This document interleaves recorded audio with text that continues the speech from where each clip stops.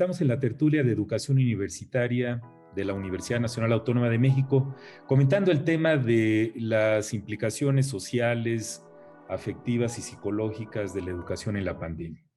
En este último bloque quisiera pedirles a nuestros colegas, Silvia, primero, pues algunas reflexiones finales y recomendaciones para estudiantes, docentes y las mismas autoridades de las instituciones.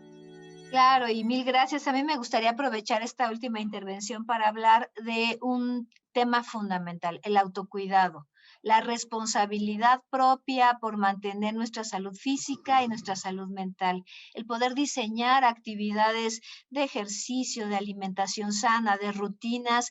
No es fácil, es una estrategia de autocontrol, de automanejo, pero que si las ponemos en juego y nos dedicamos a establecer conductas saludables, vamos a poder enfrentar de una manera mucho más eficiente la emergencia sanitaria que nos está tocando vivir. Una vez que ingresen a la liga que hemos estado viendo en la cápsula, si requiere una intervención adicional, una consejería, una intervención, demos nuestro consentimiento para que un profesional nos contacte y podamos tener información adicional. Pero es fundamental tomar en cuenta toda la información que se genera en esa liga con la cual yo puedo hacerme responsable de mi propia salud. La salud integral es algo que les invito a mantener y a cuidar. Muchísimas gracias. Gracias, Silvia. Guillermo. Me parece que también otro aspecto importante es el acompañamiento de los estudiantes, porque para ellos, vaya, su dimensión temporal, esta pérdida de tiempo les parece inmensa. Entonces, y cuando uno empieza a tener más años, se da cuenta que para que un proyecto se realice, pues puede requerir 3, 5, 7, 8 o 10 años.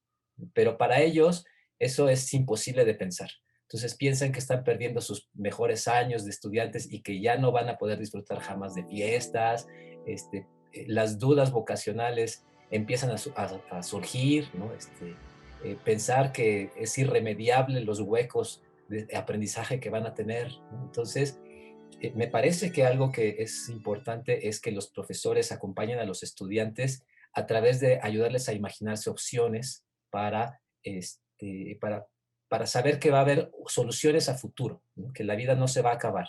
Y en ese sentido, mantener los sueños y las metas, tener presente hacia dónde quieren ir y que eso mantenga vivo su proyecto educativo para que no abandonen el sistema, que no se salgan de sus estudios de bachillerato o de universidad.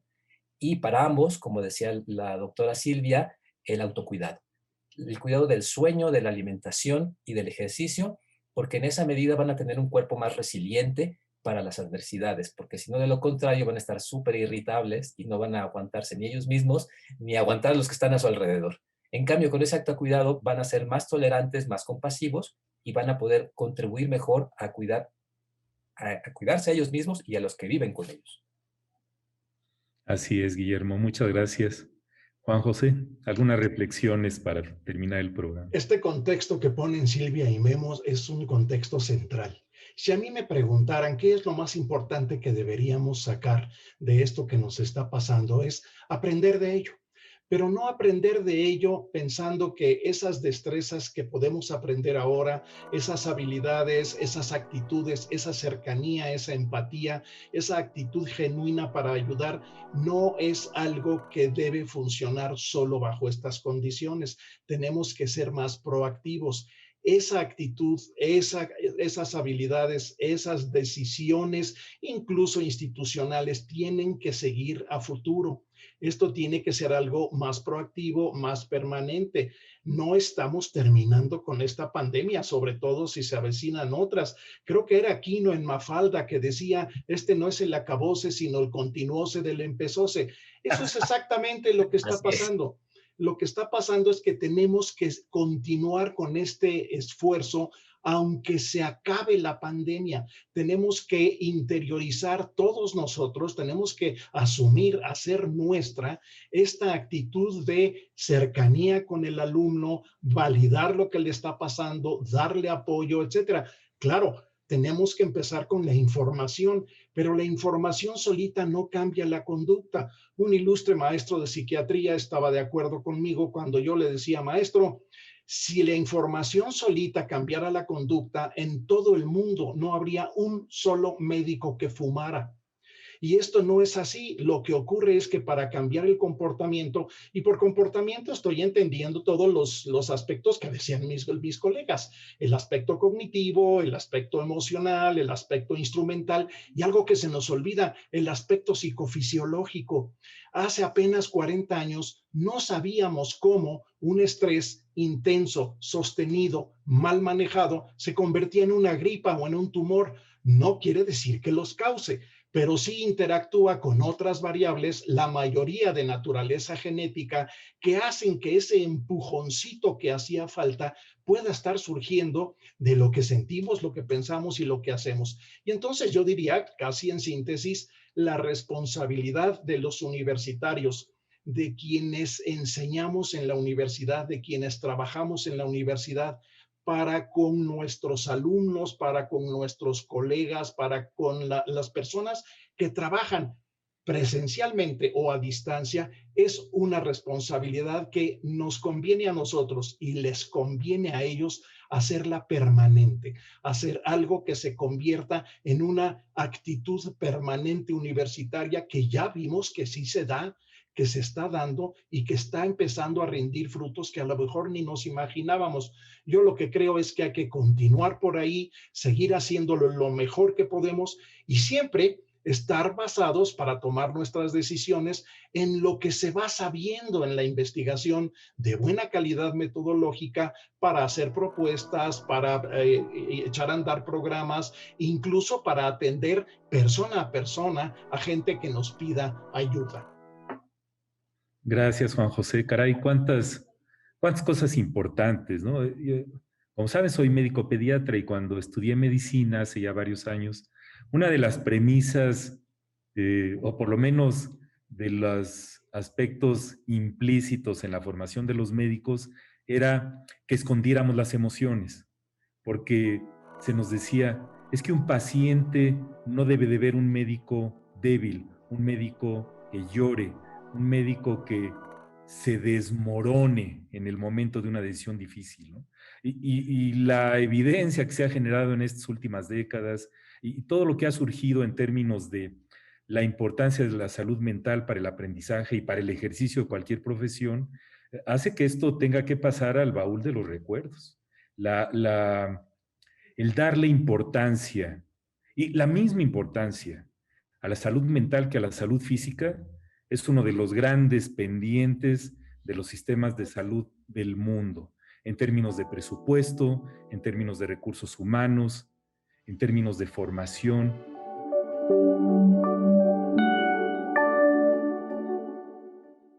Estamos de vuelta en la tertulia sobre educación universitaria de la UNAM, platicando sobre el currículo y su importancia durante la pandemia. El currículo se planea, pero luego ocurre. Y hay veces que el profesor cierra la puerta del aula o del espacio educativo que ocurra como un laboratorio, un centro de simulación, y a veces decimos, hace lo que quiere, una manera coloquial de hablar de la libertad de cátedra. Entonces hay mucha variación en esto. Y la pandemia nos está obligando a reflexionar sobre cómo implementar y mejorar el currículo. Pues les pediría reflexiones finales y algunas recomendaciones para las autoridades de los diferentes niveles sobre estos asuntos del currículo. Podemos empezar por Ceci. Claro. Pues yo pondría sobre la mesa el hecho de que tendríamos que considerar al estudiante como el sujeto principal, el sujeto que se va a ver favorecido o limitado por lo que se establezca en el plan de estudios. Y en este sentido, pensando en sus necesidades de formación, sugeriría que no se trate de llevar tal cual, de trasladar el plan de estudios presencial a otra modalidad, porque no estaríamos justo atendiendo esas necesidades y particularidades que cada modalidad tiene y las necesidades del estudiante. Y en este sentido considero importante que apoyemos a la planta docente para que ésta pueda adaptar su programa de estudios al nuevo método de trabajo, modo de trabajo con el que va a colaborar, ¿no? O realizar su práctica docente. Y respecto a los planes y programas de estudio en las universidades, considero que tenderán a actualizarse de acuerdo a estos nuevos tiempos, porque hay que tener en cuenta que aún cuando regresemos a las clases en el aula, ya la forma de enseñanza no será la misma, porque esta pandemia nos ha permitido avanzar en lo que sería una educación a futuro en un corto tiempo. Es decir, nos ha traído cambios sustanciales en los procesos educativos y debemos tomar lo positivo para retomar, valorar y avanzar en una educación formal más diversa. Muchas gracias, Celia. Lourdes, ¿algunas reflexiones finales? Creo que será muy importante poner al centro el pensamiento didáctico, que es nuestro pensamiento disciplinario. No lo instrumental del hacer didáctico, ni la mediación instrumental de las tecnologías, solamente es una parte, sino la potencialidad de la didáctica como una estrategia docente para promover el diálogo, la problematización, la argumentación, ¿no? Tendríamos que darle mayor competencia pedagógica a las plataformas. Las plataformas han sido muy útiles como soporte para la gestión escolar, pero tienen que hacerse mucho más poderosas en términos de competencias pedagógicas, lo cual nos permitiría dar causa a las diferencias en términos de contenidos, de ritmos, de secuencias, de estándares. Todo esto que además va impactando los procesos de evaluación formativa y que nos permite orientar acercamientos didácticos que no son de homogeneización, ¿no? De certificación, de acreditación, de control, que son necesarios porque son parte de, pero no son el único ni el más central objetivo. Y recuperar rápidamente lo que mencionó Ceci, y es todo este tema de los ejes transversales en contextos inestables, como el que estamos viviendo y vamos a seguir viviendo mucho rato, como lo que tiene que ver con el avance de la ciencia y la tecnología, el reto ambiental. Tenemos que aprender en cualquier campo de conocimiento que el planeta no es nuestro, ¿no? Sí. La perspectiva de género, sobre la que tenemos todavía muchas deudas, ¿no? El ejercicio pleno de los derechos humanos, y el primero es el educativo, ¿no? La valoración de la riqueza cultural, el servicio a los otros, la solidaridad, la formación ciudadana, la formación democrática. Híjole, a mí me parece mucho más importante que nos preocupemos por esos contenidos y esas metas, ¿no? Que con un enciclopedismo que no nos ayuda en mucho. Ahí la dejaré. Muy bien, Lourdes, muchas gracias. Son tantas cosas, ¿verdad?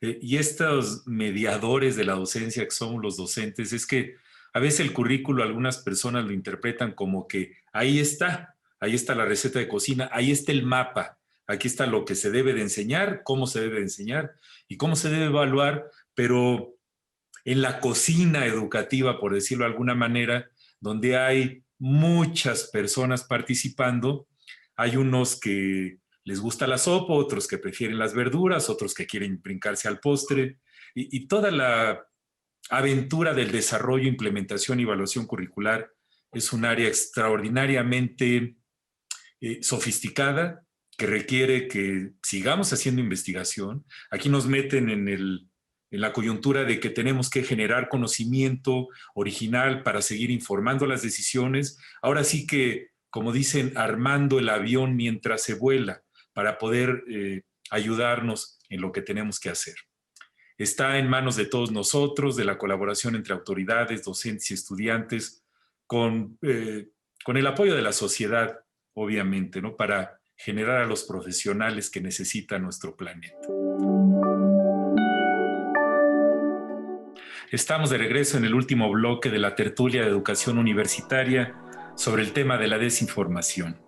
Ahora que hemos estado en el confinamiento ya por muchos meses, diario devoramos información de los medios de comunicación a los que tenemos acceso, y eso depende mucho del nivel socioeconómico, del acceso a las fuentes o de las preferencias políticas y culturas, religiones, sesgos de cada quien. Pues en este último bloque quisiera preguntarles, Alberto, si tienen algunas reflexiones finales, recomendaciones para la audiencia para enfrentar esto y cómo ven el futuro de este panorama. Alberto. Bueno, yo creo que el futuro se va a poner peor. ¿Por qué? Porque muchas de estas desinformaciones malintencionadas, porque lamentablemente las hay muchas, se van legitimando. Muchos de las verdades alternativas que los dirigentes políticos manejan, pues se aceptan como una forma de comunicación con sus gentes. No importa que sean mentiras obvias, pero llegan al alma, llegan a la afectividad de las personas y se arraigan. Uh-huh. Pero creo que lo que habría que procurar desde el punto de vista educativo es esto que yo señalaba hace un rato, el generar una postura crítica en los educandos y en los profesores para que sometan a análisis cualquier afirmación que perciban, que la cuestionen, que tengan un cierto escepticismo, no aceptarlo tácitamente lo que se está mencionando, sino hasta que estén convencidos. Claro, no es tan fácil, yo sé que no es tan fácil porque hay que recurrir a veces a otras fuentes que tampoco sabe uno si son confiables, pero creo que la posición o la actitud crítica, la actitud de desconfianza, pues creo que es lo que nos puede salvar de caer en todas estas trampas. Muchas gracias, Alberto. Paola, algunas reflexiones finales. Sí, gracias. Bueno, yo creo tal vez varias. Por una parte, el hecho de que la situación que vivimos ahora en que consumimos, digamos, de manera fragmentada la información y que a veces no nos permite ver como una pintura, ¿no?, completa, y también eso impide que podamos tener, digamos, una visión compartida de la realidad. Es importante tenerlo en cuenta, ¿no? Que no solemos como tampoco promover espacios de diálogo donde podamos entablar conversaciones acerca de esas otras perspectivas y esas otras visiones del mundo que tienen las otras personas, y eso genera una polarización social cada vez más fuerte, ¿no? Y creo que coincido, pues sí, el escenario hacia adelante no es muy, digamos, alentador. Sin embargo, también creo que las experiencias que estamos viviendo nos deben dejar aprendizajes. Así como hablamos de que la desinformación puede ser un peligro para la democracia, también lo estamos viendo con respecto a la salud, como lo mencionaba el doctor. Es un peligro para la salud pública, es un problema de salud pública, y así en todos los aspectos, ¿no? Y creo que no lo hablamos tanto, pero es un tema que yo trabajo, el tema de las corporaciones tecnológicas. Yo, por ejemplo, difiero con el hecho de que mandemos, que utilicemos Google como buscador. ¿Por qué no buscamos formas alternativas, por ejemplo, buscadores alternativos? Porque sabemos que estas corporaciones lo que hacen es construir un régimen de verdad digital, ¿no? Y muy opaco. No sabemos cuáles son los criterios que utilizan para sesgar. No quiere decir que la información que salga primero en Google es la más valiosa, ni mucho menos. Entonces, comenzar también a cuestionar eso, ¿no? Nuestras prácticas digitales, que es parte de la alfabetización digital, ¿dónde estamos buscando? Y si estamos en la universidad, vayamos a las bases de datos. Por eso yo decía aquí, el papel de los bibliotecarios también es muy importante para orientar dónde debemos buscar, cuáles son esas otras alternativas confiables donde debemos ir primero a buscar, ¿no? Y bueno, y para la población en general, lo que hemos visto es que la desinformación se transmite a través principalmente, por ejemplo, de canales como Facebook y WhatsApp, y se transmite también a través de las personas más cercanas, de nuestros círculos más cercanos, porque son en quienes confiamos. Una vez que tenemos este vacío institucional, nos, digamos, damos más confianza a nuestras personas cercanas.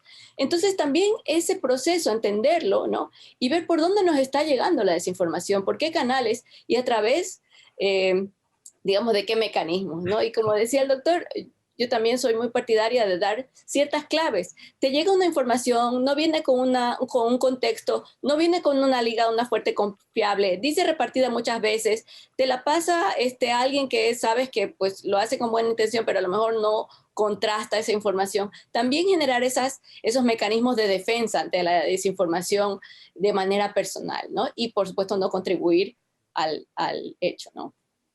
Muchas gracias, Paola. Socorro. Yo creo que algunas de las reflexiones finales que vale la pena destacar y que tienen que ver con algunas de las cuestiones que señalaba el doctor Alberto, sí es un problema complejo, ¿no? Sí es un problema complejo, pero sí podemos reaccionar. Y podemos reaccionar en la medida en la que actuemos como comunidad. Como comunidad definitivamente informada buscando siempre contrastar la información. Aparte de contrastar la información, entendiendo que definitivamente es un derecho, que estamos frente a un derecho humano y a nuestro derecho humano a recibir información plural y veraz. Y que desde esta perspectiva los medios digitales y los medios tradicionales lo que hacen es ejercer ese derecho, pero por lo tanto también tienen la obligación de cumplir con ese requisito de veracidad y que nosotros debemos exigir que ellos cumplan con ese requisito de veracidad. Las noticias falsas están dotadas de una apariencia de veracidad. Es muy complejo si no tenemos una diversidad de fuentes de información y estamos acostumbrados a contrastar, a cuestionar, a reflexionar constantemente y a no creernos de entrada, e incluso cuando se trate de personas directamente con las que nosotros tenemos afinidades, sino incluso con aquellas personas que tenemos afinidades y que nosotros consideramos que son creíbles, hay que revisar y contrastar constantemente este tipo de información, ¿no?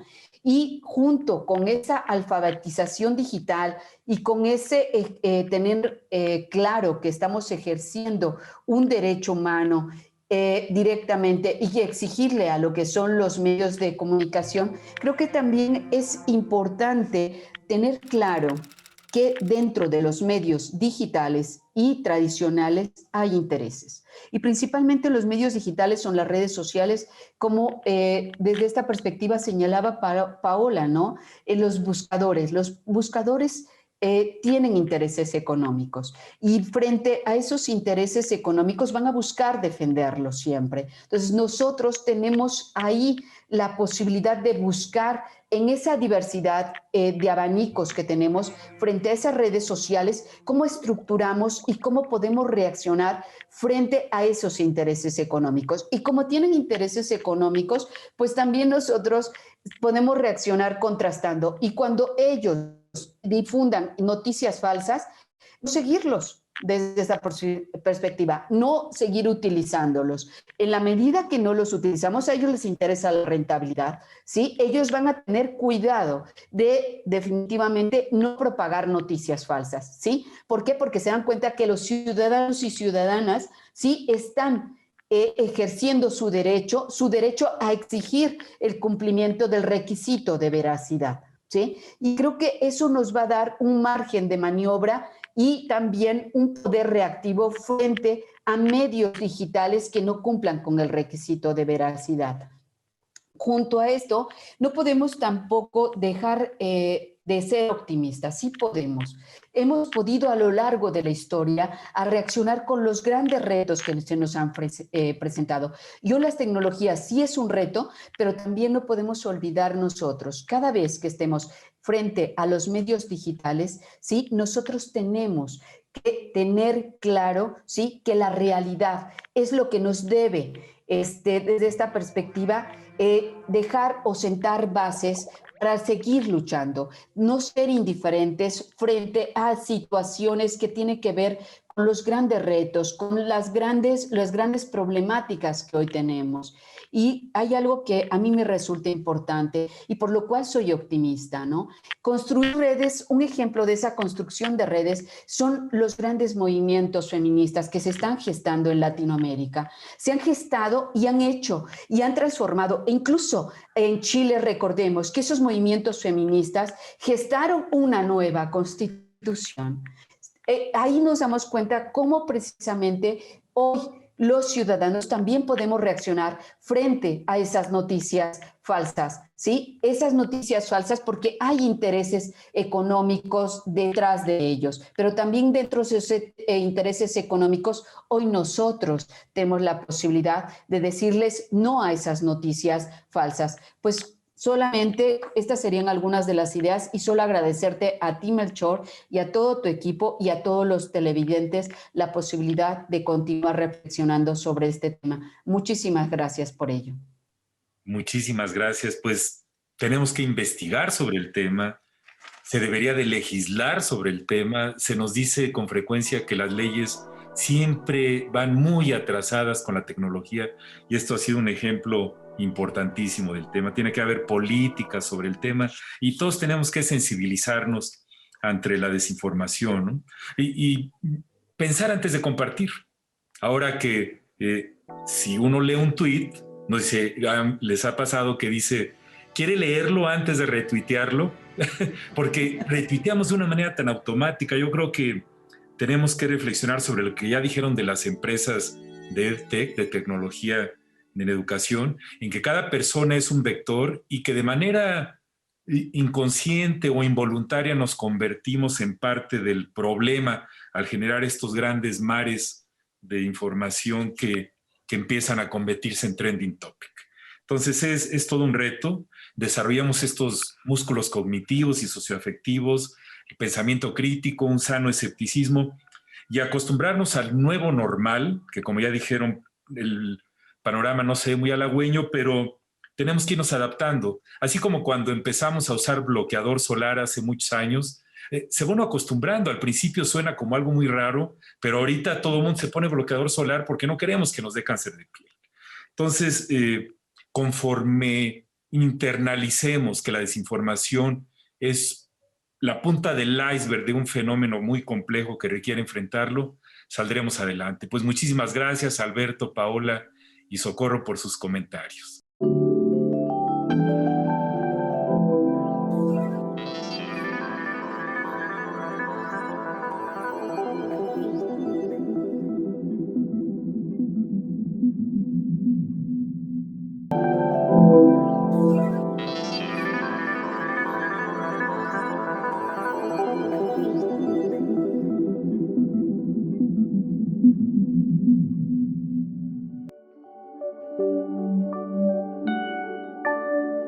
Estamos de regreso en la tertulia de educación universitaria de la UNAM, platicando sobre el reto de enseñar habilidades manuales, psicomotrices y de laboratorio durante la pandemia.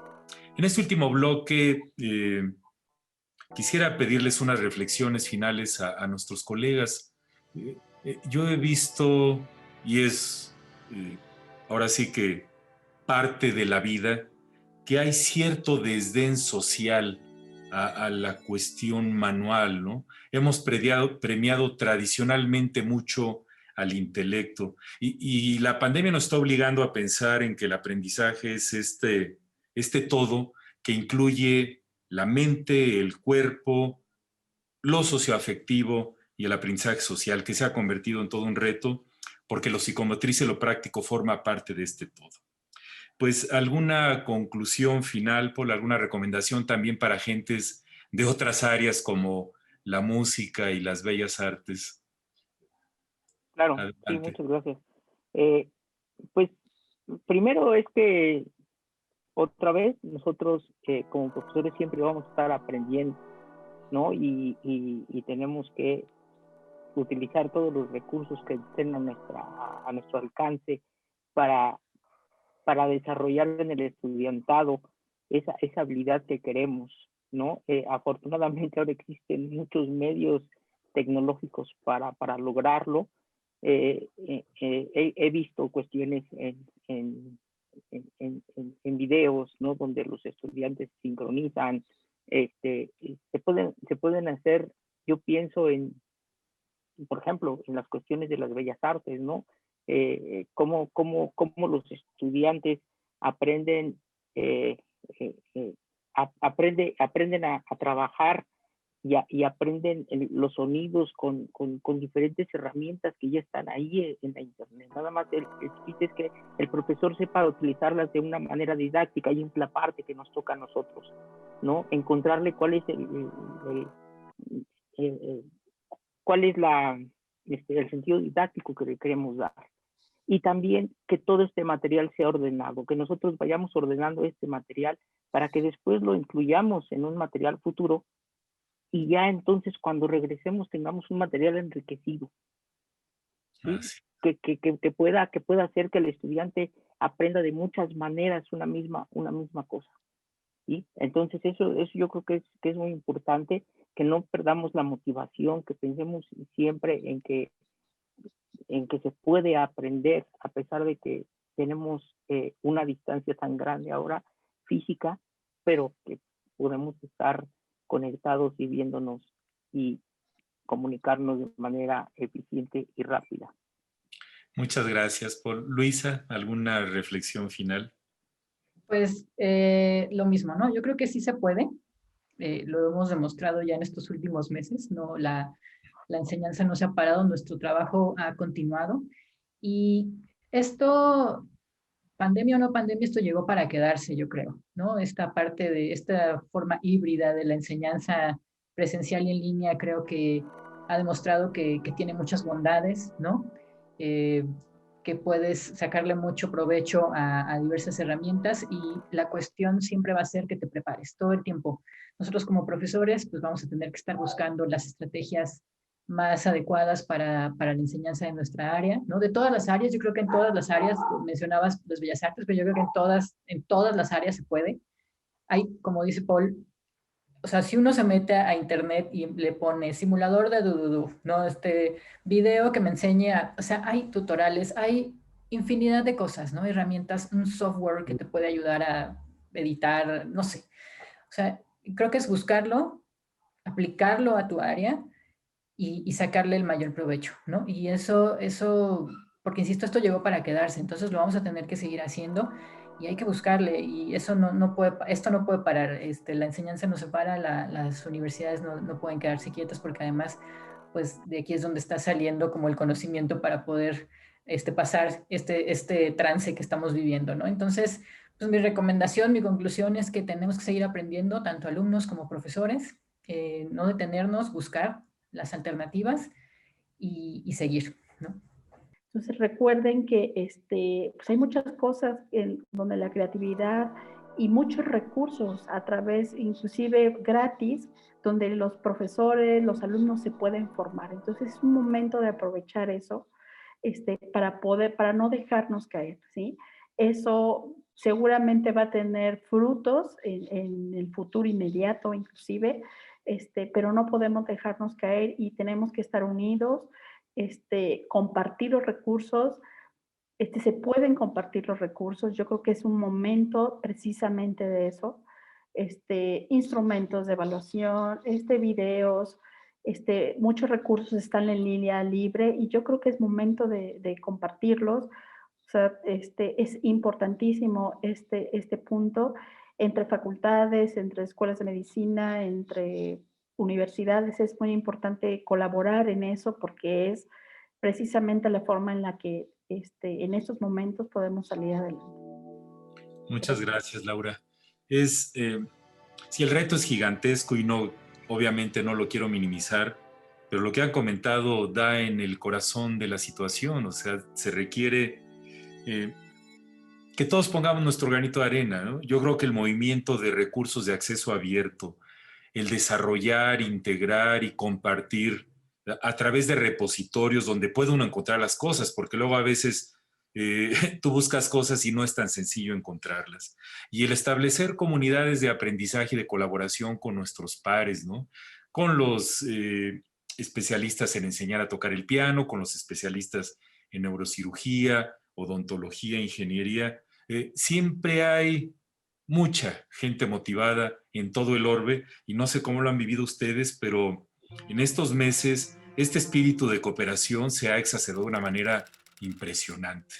Entonces, es muy fácil ahorita alzar la mano y pedir ayuda de alguien, y de repente sale alguien que está en otro continente que te puede ayudar. Las tecnologías nos están ayudando para eso. Quisiera finalizar enfatizando que la parte más importante es el fundamentar todo lo que hacemos, sea para habilidades psicomotrices, laboratorio, el uso de simuladores. Todos estos son instrumentos y medios para el fin del aprendizaje. Al final del día, la recomendación que hemos hecho a lo largo de este programa es: fundamentemos con buena didáctica, con sólidos principios pedagógicos lo que hacemos, y aprender, desarrollarnos cada día más. Yo creo que esta falsa dicotomía de teoría versus práctica es más bien parte de un continuo en el cual nos movemos de un lado a otro, y no es que una sea mejor o superior a la otra, simple y sencillamente forman parte de este todo completo que es el aprendizaje en los seres humanos.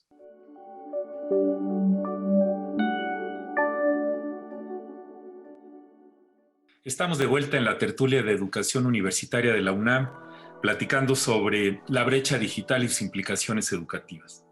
En este último bloque les quisiera pedir algunas reflexiones finales, algunas conclusiones, algún mensaje de despedida para nuestra audiencia sobre este candente tema. Dulce.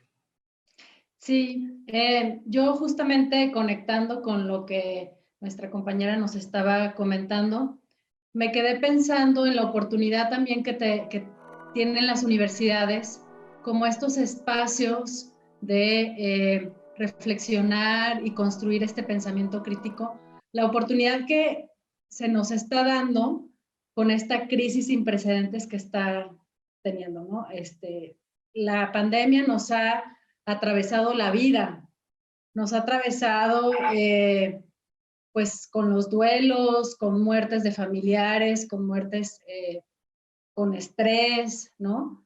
Y sin embargo pareciera que esta productividad pues camina, ¿no? Y pareciera que justamente los requerimientos, digamos, de productividad y del mundo académico y de la universidad, eso no se mueve, ¿no? Y yo creo que también esta es una oportunidad para repensar justamente esta parte más humana, ¿no? Que tanto en nuestra vida diaria, como profesoras, como investigadoras, podemos también conectarnos, ¿no? Con nuestros estudiantes, y más allá de la cuestión académica, pues también tener esta relación más humana de comprender que estamos en un proceso fuerte como humanidad, ¿no? Pensando simplemente en las mujeres, pues el tener a los niños en casa, trabajando y demás, y pareciera que frente a la pantalla aquí no pasa nada, ¿no?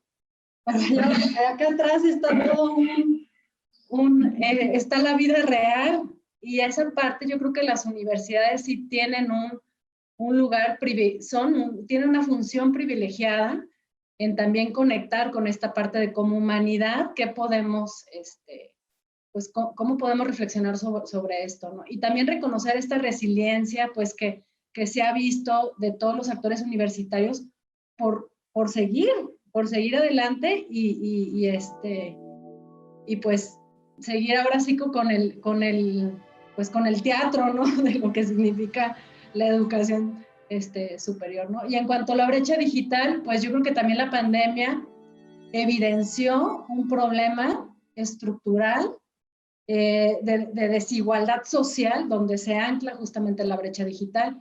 Y también, bueno, pues definitivamente la pandemia está afectando también estas otras esferas de la economía, o sea, en el desempleo, ¿no?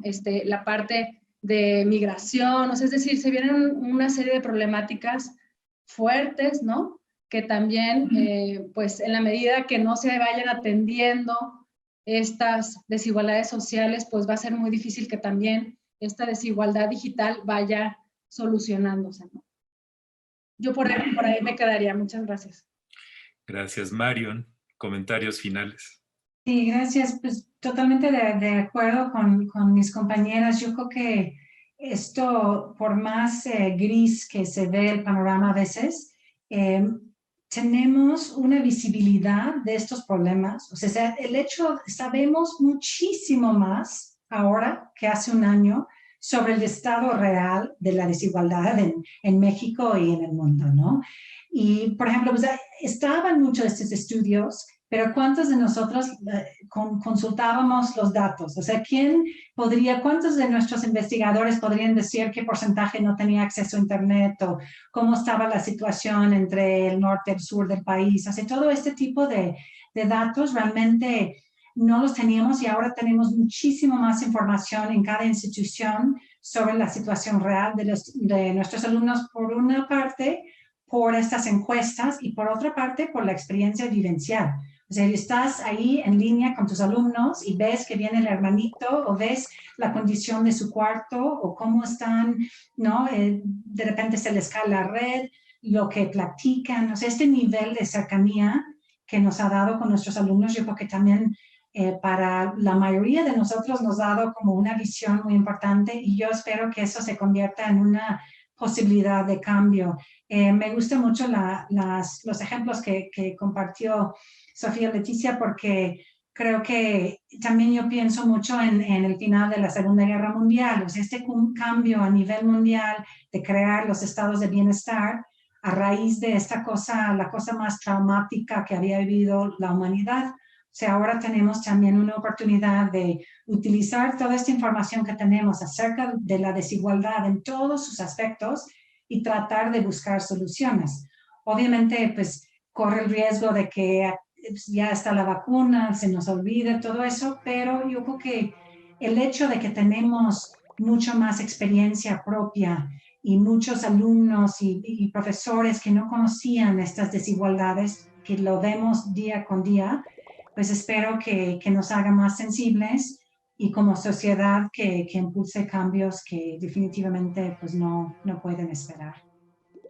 Muy bien, Mario, muchas gracias. Yo creo que es que viendo la brecha digital en sí como un fenómeno aislado, pues es esta analogía que usamos siempre de que es como la punta del iceberg, ¿no? Y aunque son como muchas puntas de un iceberg gigantesco que es esta cuestión de la desigualdad en todos los niveles, que llevamos muchas décadas hablando de ello, y los objetivos del milenio y ahora los objetivos que siguen de desarrollo sostenible. Y sin embargo, lo que vemos es que la desigualdad sigue aumentando. Entonces, esta llamada de atención que tenemos de la pandemia nos hace ver, por una parte, que la educación no se da en el vacío. Nos ha permitido esto que no tuvieron en la pandemia de la flu española hace un siglo, pues no tenían lo que tenemos ahorita. No me quiero imaginar qué hacían en sus casas para entretenerse, o no me puedo imaginar más bien, pero ahorita el fin de semana en la casa de ustedes se fue la luz y fue como una tragedia, así de que, ¿qué vamos a hacer sin internet? ¿Me entiendes? Con los niños, las tareas, nuestros trabajos, esa sensación que tenemos ahorita de estar comunicados a la hora de que se corta es increíble. Y debemos de cuestionarnos todas estas premisas de esta relación lineal que pareciera ser una expectativa de que mientras más TIC, mejor enseñanza, ¿no? Yo creo que ahí, por supuesto que no es lineal y que hay muchos matices y mediadores, y en estas lecciones debemos de mejorar cómo utilizar todas estas herramientas de una manera más educativamente apropiada, ¿no? Y dentro de este macrosistema de los gobiernos, de las instituciones, de la sociedad misma, que nos deben de empujar a salir adelante.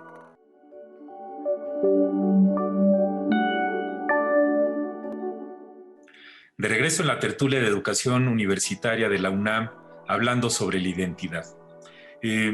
La pandemia siento que nos va a dejar así como en la corteza de la tierra o en los árboles que van creciendo, esta especie como de sello, de marca, por no llamarle cicatriz, que va a influir de manera profunda en que pensemos quiénes somos y por qué estamos aquí, cuál es nuestro rol en el planeta. Pues quisiera pedirles unas reflexiones finales y conclusiones y sugerencias para la audiencia sobre este tema. Empezamos por Raúl. Pues algo muy importante que tendríamos que tener presente y no quitar el dedo del renglón es esto que mencionas tú, Melchor, cómo nos va a marcar, cómo nos va a trascender, y no dejarlo allí, sino más bien preguntarnos en el ahorita cómo nos está trascendiendo, cómo nos está modificando, cómo nos está haciendo reflexionar sobre quiénes somos, sobre qué hacemos y en dónde lo hacemos. Y esto seguirnoslo preguntando en el mediano y largo plazo. El regreso a la presencialidad pues aún es incierta en tiempo y en el cómo. Los espacios, cómo regresemos a verlos, cómo regresemos a visualizarlos, a experimentarlos, las capacidades, y poder retomar estos aprendizajes durante la pandemia, de incorporar diversos recursos, el trabajo colaborativo, el trabajo con otros profesores, y sobre todo creo que algo muy importante que podríamos seguir cuestionándonos y mejorando es cómo nos vamos a seguir relacionando con otros colegas y con los estudiantes. Generar espacios seguros creo que tendría que ser de manera permanente un punto en el horizonte continuo. Es decir, generar espacios de confianza, porque esta pandemia nos ha permitido abrir nuestro espacio íntimo como personas, como profesores, porque atrás de la cámara tenemos algo, alguien que se cruza, que pasa, una pared, un librero, etcétera, ¿no? Y también los estudiantes nos han permitido entrar a estos espacios de ellos. Y entonces generar en tiempos sincrónicos la confianza para que se abra el diálogo, pues también ha dado elementos para que los estudiantes sean y nos vean más allá de lo que ven en 2 horas en el salón de clases. También ven a la persona, también ven al sujeto, ven al profesionista. Y entonces esto nos tendría que llevar a retomar el hacer y el ser con compromiso y con estos elementos que mencionábamos al principio de la identidad del sujeto, de lo social y de la institución en donde colaboramos. Y voy a subrayar mucho el punto en que no se trata de cuál es mejor o cuál es peor, sino qué es lo que nos hace ser parte de esa comunidad a la que estamos acompañando, digamos, en un proceso de enseñanza y aprendizaje. Y de una profesión, porque dentro de cada institución pues hay estas subidentidades, diría yo, ¿no? La identidad de la universidad, la identidad de la profesión, y la identidad incluso del nivel académico, del nivel de desarrollo del semestre. No es lo mismo un estudiante que está empezando a formar su identidad en primer semestre, al que está en cuarto, al que está en octavo, y al que recién egresó. Y en este momento también nos tocó esta transición entre los estudiantes que estaban a media carrera, los que estaban a punto de egresar y que están egresando con la pandemia, y las nuevas generaciones que están ingresando a la universidad en estas condiciones. Entonces, son aprendizajes muy interesantes que habría que retomar, todo creo que con la finalidad de ir mejorando quiénes somos, cómo somos, qué hacemos y en dónde lo hacemos. Y además, hacia dónde lo queremos proyectar, como personas, como profesionistas y como parte de una sociedad. Creo que eso tendría que ser como unas reflexiones que tendría yo en lo próximo. Y en lo individual sí me lleva mucho a retomar este proyecto que tengo de la identidad docente prepandemia, ahora durante la pandemia, y por supuesto me da una tarea a que cuando regresemos a la presencialidad en no sabemos qué condiciones, retomarlo y continuar con el trabajo de cómo somos los docentes, qué somos los docentes. Gracias. Muy bien, Raúl, muchas gracias por tu participación. Pati. Sí, pensaba y coincidía en un todo con lo que decía Raúl, ¿no? Pensaba en esto de qué nos está pasando ahora y cómo podemos, si se quiere, profetizar un poquito hacia adelante, cómo evolucionará. Y pienso que en identidades más flexibles, por lo menos es una aspiración y es lo que veo que nos está pasando. Siempre, hace muchos años, muchas décadas en la educación venimos hablando de que el docente cuando está en un aula de clases con 20 y pico, 15, 10, 40, como llegamos a veces por aquí en nuestras aulas, o cientos también, se enfrenta a la incertidumbre, ¿no? Por más que preparaste tu planificación, no sabes qué puede pasar en la interacción con otro. Bueno, eso que se dice hace mucho tiempo en el campo pedagógico creo que se ha puesto en juego más que nunca en este tiempo. Entonces, que este aprendizaje, como decía Raúl, que estamos teniendo en todos los niveles como personas, como profesionales, como miembros de una sociedad que se tiene que cuidar para cuidar al otro, y el otro se tiene que cuidar o no me cuida a mí o me descuida a mí, digamos, esta incertidumbre y estos aprendizajes nos lleven a identidades más flexibles a los docentes, ¿sí? Cuando tenemos estructuras muy rígidas y maneras de entender la docencia, la enseñanza y el aprendizaje muy estructurados, creo que esto nos puede estar sirviendo para ampliar esos horizontes, para entender que Raúl dio una enumeración de actividades, de posibilidades del aprendizaje colaborativo, de los medios virtuales, de la web 2.0, ampliar horizontes y en ese sentido también para los estudiantes. Si bien es cierto que ya hay prácticas hace varios años en los que estos estudiantes no están encerrados en un aula de clases, sino que tienen las tecnologías a la mano y pueden conectarse con otros estudiantes de otras latitudes, pueden hacerlo con profesionales que están publicando y autores de papers que les contestan al mismo momento, o foros de profesionales. Creo que en los estudiantes la identidad se tiene que ampliar, ¿no? Abrir al mundo, y la virtualidad nos puede ayudar a eso si nuevamente no centramos en nosotros la fuente del conocimiento, como ilusoriamente creemos a veces los profes, sino damos libertad para otras prácticas. Y como reflexión final y conclusión también, yo creo que hoy esta mañana justamente hablaba con una colega y me decía, es una médica, nosotros tenemos miedo de lo que va a pasar, porque ¿cómo garantizamos con estos medios que el estudiante aprenda a palpar toda la dimensión semiológica que ustedes tienen? ¿Y cómo hacemos? ¿Cómo voy a probarle mi materia si hay miedo detrás de algunas negativas y algunas actitudes, decía, ¿no? Y yo pienso, bueno, esta incertidumbre que genera miedo, y me imagino en los estudiantes que están empezando y no saben bien cómo van a seguir, o si se van a recibir algunos con esta modalidad, o todas las peripecias que estamos atravesando, que el miedo y la incertidumbre nos permita aprender, ¿no? No nos neutralice, no nos cristalice, sino por el contrario, esta pandemia nos sirva para ser mejores. También coincido con eso. Gracias, Pati. Pues, Tania, algunas reflexiones finales. Sí, bueno, coincido mucho con Patricia y Raúl. Creo que para dónde vamos justamente no sabemos muy bien. Creo que algo que tenemos que aprender es manejar la incertidumbre y manejar el cambio. Ahora creo que toma aún más relevancia el poder conectarnos, el poder compartir nuestras experiencias, el poder generar espacios multidisciplinarios de investigación, de docencia, de prácticas, para que justamente, bueno, esta pandemia nos hizo ver que ahora sí todos estamos en el mismo barco, ¿no? Todos los países, todas las clases sociales, estamos realmente conectados. Entonces, tal vez ahora el profesor, antes que nada, tenga que repensar en este rol que tiene que abonar con los estudiantes, estas reflexiones sobre un mundo que es incierto, que es un mundo de constante cambio, y tal vez sea sea más bien un facilitador de un aprendizaje que ya puede ser un poquito más autónomo, pero sin perder esta conexión humana, que justamente es lo que nos hace tener un modelo o roles a seguir para construir nuestra identidad profesional.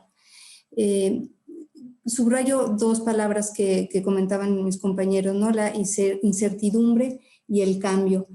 Y creo que eso es tal vez para dónde vamos, y es lo que tenemos que empezar a trabajar como colectivo de docentes para podernos hacer nuevas preguntas, no nada más tratar de responder a qué somos los unos para los otros, dónde estamos, qué deseamos, para dónde vamos, sino repensar y empezar a construir nuevas preguntas para hacer frente pues, a esta nueva forma de vida. Muchas gracias, Tania. Sí, es que tendemos a pensar en la identidad como algo con lo que salimos en términos de identidad profesional. Y ahorita que los escuché estaba pensando cómo en todas nuestras universidades tenemos este perfil de ingreso y un perfil de egreso. que tiene una serie de atributos que conforman la identidad de un arquitecto, de un ingeniero, de una enfermera, de un poeta. Y lo que está en medio en las universidades, que es todo el currículo, el rol que juega esto que llamamos el currículo oculto y el currículo vivido, todo lo que está inmerso en el proceso, es lo que al final del día determina esto. Y eso nos enseña con una plática en el salón de clases, se enseña y se aprende más bien por el ejemplo, por la colaboración, por el modelo de rol. Hay tantas cosas que hacer aquí. Y sí tenemos que pensar, es que ahora no quiero situar el programa en el tiempo, pero ya vamos a cumplir un año en el confinamiento de la pandemia, y algo que dijimos va a ser cuestión de semanas o pocos meses, se está convirtiendo en algo que ya forma parte del horizonte, por lo menos del mediano tiempo. Y que esta identidad virtual, porque en estos últimos cursos estamos conociendo estudiantes que nunca conocimos cara a cara. Y probablemente todo el ciclo escolar los vamos a conocer exclusivamente a través de los medios tecnológicos. Es fascinante ver cómo, y coincido con ustedes, que en los próximos años va a haber muchísimas tesis, artículos y exámenes de grado sobre estos temas. Ojalá que sea para bien. Pues quisiera terminar con una frase de George Bernard Shaw que también encontré, que me gustó mucho. La vida no es sobre encontrarte a ti mismo, la vida es sobre crearte a ti mismo, que comulga con todas las conclusiones que tuvieron ustedes en este último bloque. Pues Patricia, Tania y Raúl, les agradezco muchísimo su participación y con esto damos por concluida la tertulia. Muchas gracias por sus brillantes comentarios. Gracias a ti. Muchas gracias a todos. Muy bien. Pues nos veremos en la próxima tertulia. Muchas gracias por acompañarnos.